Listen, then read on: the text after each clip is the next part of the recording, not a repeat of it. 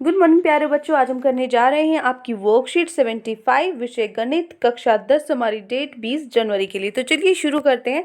आज की इस वर्कशीट में हमने जो प्रश्न पत्र पिछली वर्कशीट में किया था ना, जिसका भाग 1 हमने किया था, उसी को आज हम प्रश्न पत्र को ही समझेंगे किस तरह का आपका क्वेश्चन पेपर आएगा।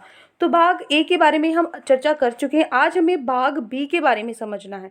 भाग बी में कुल आपके 16 प्रश्न आएंगे, जिसमें जो 6 प्रश्न हैं वो 2 नंबर के आएंगे, और जो 7 प्रश्न है वो आपके 3 नंबर के आएंगे, और जो आपके 3 प्रश्न है वो 5 नंबर के आएंगे। ठीक है, मतलब आपके 12 नंबर, 21 नंबर और 15 नंबर 48 अंक का जो है भाग 2 है, जिसमें 16 प्रश्न आपके आएंगे। ठीक है, 6 प्रश्न 2 नंबर के, 3 आपके 7 प्रश्न 3 नंबर के, और आपके 3 प्रश्न 5 नंबर के। ठीक है, अभी किस तरीके के आएंगे वो हमें देखना है। कुछ चीज़ें आपको ध्यान में रखनी है कि जो 2 अंक के प्रश्न हैं वो अति लघु उत्तर प्रश्न में आते हैं। आपको उसमें क्या करना है, छोटा रखने का प्रयास करना है। जो आपका उत्तर है उसको छोटा रखो, मतलब 3-4 स्टेप में, 3-4 पद में आप उसको खत्म कर दो। ठीक है, तो प्रश्न को ज़्यादा आपको खींचना नहीं है, उस पर ज़्यादा टाइम खराब नहीं करना।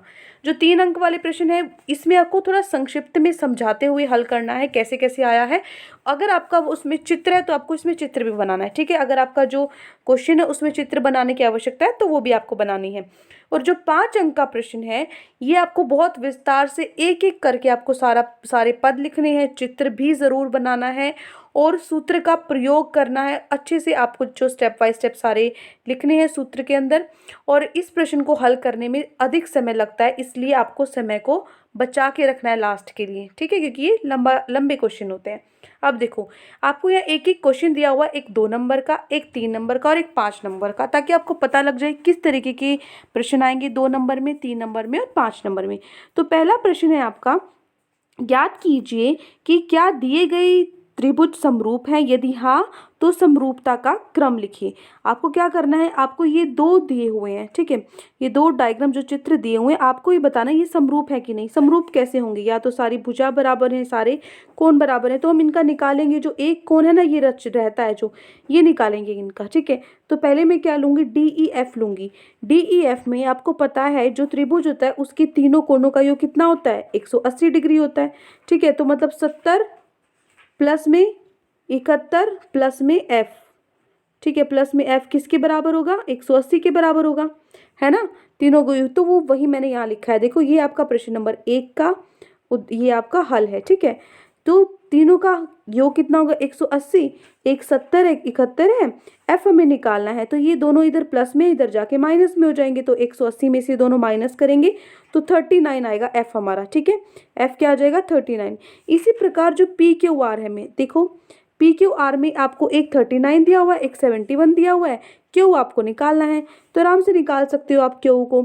ये दोनों इधर प्लस में, इधर जाके माइनस में हो जाएंगे, तो क्या आ जाएगा, Q आपका 70 आ जाएगा। ठीक है, तो यहाँ से आप कह सकते हो कि जो दिए गए आपके त्रिभुज हैं ये क्या है, समरूप है। ठीक है, फिर उसने बोला अगर वो समरूप है तो आपको दिखाना है कि वो कौन सी कसौटी के हिसाब से समरूप है। तो देखो, DEF जो PQR जो आपके त्रिभुज है, इसमें जो आपका D है, यहाँ पे D और इधर से Q है ना, ये देखो इधर से D भी 70 है, इधर Q भी 70 है, तो D और Q दोनों 70 के बराबर हैं। दूसरा, इधर से E और इधर से R, E और R दोनों 71 है, 71 है। और इधर से आपका E, इधर से आपका ये F आएगा बेटा। ठीक है, इसको ठीक कर लेना, यहाँ पे ये F है। ठीक है, इधर से F और इधर से आपका जो P है, ये दोनों क्या है आपके 39 है। तो ये तीनों जो कोण है आपके, इनसे आपका ये क्या हो जाएगा, दोनों समरूप हो जाएंगे। ठीक है, तो ये हो गया आपका पहला प्रश्न। बस आपको ये F कर लेना है यहाँ पे। ठीक है, तो ये होता है आपका पहला प्रश्न। इस तरीके से आपको करके आना है। अब हम चलते हैं हमारे दूसरे प्रश्न पे। दूसरा क्वेश्चन है, एक रेखाखंड AB जो 8 सेंटीमीटर को अनुपात 1:3 में विभाजित करना है आपको। ठीक है, तो इसको कैसे करोगे, ये आपका जो कंस्ट्रक्शन वाला चैप्टर है ना, रचना, उसका ये आपका क्वेश्चन है। और इस चैप्टर से आपका एक क्वेश्चन 3 नंबर का पक्का आना ही आना है। तो ये 3 नंबर आपके फुल आ सकते हैं, क्योंकि बहुत आसान है ये। और 3 नंबर आप आराम से, स्टेप्स में कुछ भी नहीं है, आराम से इसको कर सकते हो। ठीक है, तो ये देखिए आपका प्रश्न नंबर 2, पहले आपको एक 8 सेंटीमीटर लंबी एक रेखा खींचनी है, ठीक है। 8 सेंटीमीटर लंबी एक लाइन खींचकर आपको क्या करना है, आपको इधर से दो मतलब 60 डिग्री और 60 डिग्री के इधर भी 60 डिग्री का कोण बनाना है और इधर भी बनाना है, ठीक है। ये आते हैं ना आपको बनाने, जिन बच्चों को नहीं आते वो हमने जो पार्ट रचना है उसकी मैंने आपको बनाकर दिखाए हुए हैं, जो प्रकार स्केल आपके पेंसिल की मदद से खुद, तो वो आप वीडियो देखो किस तरीके से बनानी है। अब मैं उसका लिंक डिस्क्रिप्शन में भी डाल दूंगी, वहां से भी आप सीख सकते हो कि कैसे ये बनेंगे, ठीक है। तो वहाँ पे अच्छे से हमने सारे क्वेश्चन एक एक क्वेश्चन हमने हल किए थे। अब देखो ये बनाने के बाद हमें क्या करना था, 1 और 3 का रेशियो था, अनुपात था, ठीक है। तो 1, तो इसको क्या करो आप, एक बार इसको आप क्या करो, किसी भी रेडियस की किसी भी त्रिज्या की प्रकार खोलो, 2 सेंटीमीटर 3 सेंटीमीटर जो भी आपका मन करे, और यहाँ पे एक चाप लगा दो। इधर इस लाइन पे सिर्फ एक ही चाप लगानी है, क्योंकि 1 और 3 अनुपात का रेशियो है। जो दूसरी रेखा है आपकी, इस पे 3 लगानी है, 1 2 3, इस पे 3 लगानी है, इसकी तीसरी और इसकी पहली को मिला दो, ठीक है। तो ये जो पॉइंट हो जाता है ये हो जाता है सी। अब आप क्या देखोगे कि ये और ये है जो इसका अनुपात क्या आएगा, 1 और 3 का ही आएगा। 1 और 3 सेंटीमीटर नहीं, अनुपात मतलब एग्जाम्पल के लिए जैसे ये आ गया 2 और ये आ गया 6 सेंटीमीटर, ठीक है, ये आपका बनेगा। तो 2 और 6 का अनुपात इसको काटोगे तो क्या आएगा, 1 और 3 ही आएगा, ठीक है, इस तरीके से। तो ये आपको बनाना है यहाँ पे।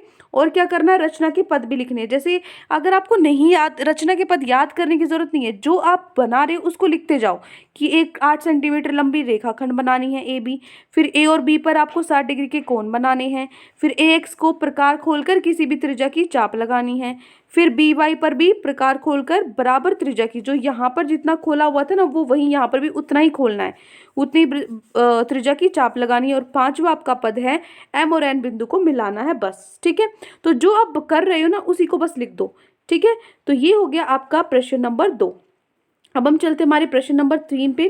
प्रश्न नंबर 3 में क्या है, ये देखिए, दी गई आकृति में MNOP भुजा 14 सेंटीमीटर वाला एक वर्ग है। MNOP ये आपका एक वर्ग है और ये कितनी है, 14 सेंटीमीटर इसकी एक भुजा है। तो छायांकित भाग का क्षेत्रफल निकालना है। जो ये छायांकित, जो ये भाग ये है ना, जो आपको दिख रही है शेडेड एरिया है, जो लाइन लगी हुई है, इसका आपको क्षेत्रफल निकालना है। तो एक चीज ध्यान से देखो, ये क्या है, इस जो ये आपका क्या है, वर्ग है, ठीक है, ये आपका वर्ग है। इस वर्ग में से अगर मैं ये डिजाइन माइनस कर दूं, वर्ग में से डिजाइन माइनस कर दूं, तो मेरे पास जो ये छायांकित भाग है ये निकल आएगा, है ना। तो मैं ऐसा ही करूंगी। ये देखिए प्रश्न नंबर 3, क्या करना है बेटा आपको, ये आपने पहले क्या बनाया, डायग्राम बनाया।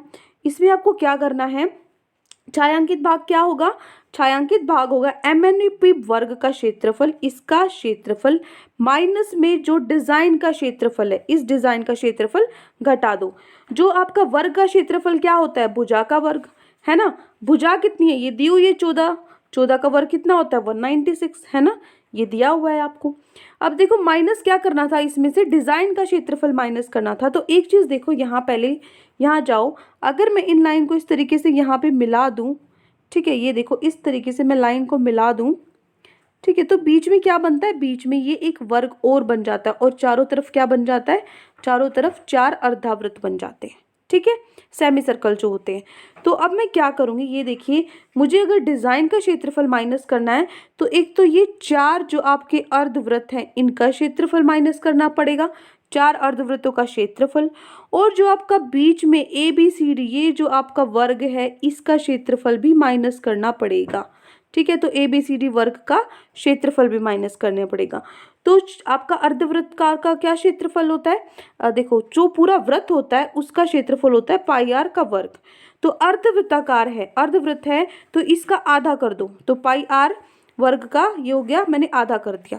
अब मैंने इसको यहाँ 4 से गुना किया हुआ है, क्योंकि 4 अर्धावृत्त है, 4 है ना बेटा, इसलिए मैंने इसको 4 से कर दिया।